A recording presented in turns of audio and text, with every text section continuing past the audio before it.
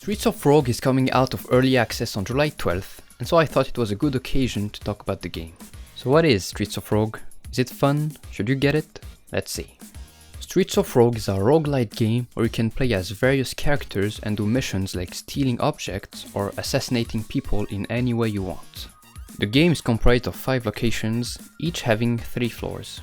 When you reach the last floor of any location, a disaster, which is a game-changing event, appears, like bombs dropping from the sky, riots in the streets, a Terminator robot chasing you, and other fun stuff to spice up your game.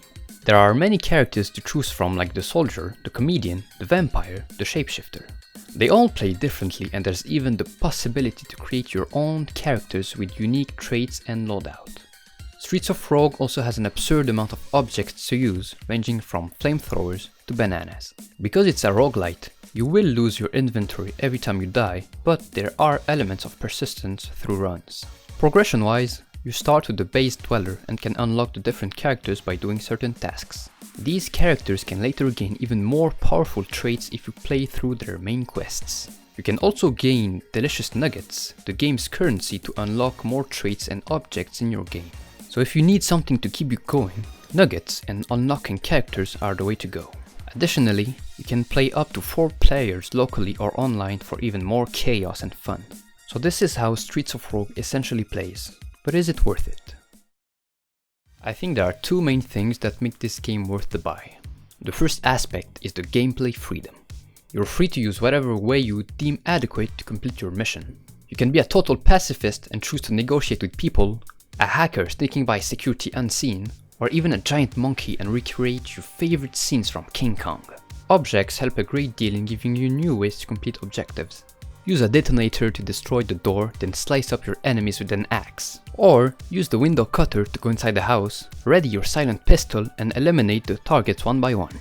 This freedom of gameplay is akin to Deus Ex games and will leave you with a longing taste of satisfaction. The other aspect that makes this game worth it is the replay value. This game has a ton of replayability thanks to its procedural systems. The map, the missions, and the disaster you encounter always have different combinations. Add to that the number of characters and different playstyles possible, and you're gonna spend a lot of hours with the game. And if that's not enough for you, then let me introduce you mutators. What are mutators, you ask? It's basically parameters you choose to customize your game.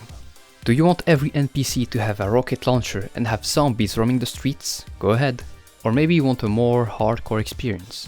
You can choose to make everybody hate you and make disasters appear on every floor.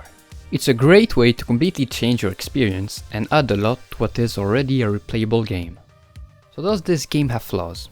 Well, I think you might get a bit bored after the initial 20 hours if you play for very long sessions without changing your game's parameters. On the dev side, the obvious solution is to add new mission objectives, new disasters, new characters. Maybe a Steam workshop with custom maps and objects would be the ideal solution. For players, making sure you change things up here and there lessens the repetitiveness you might feel. But that's only one minor complaint I have about what is easily a great game.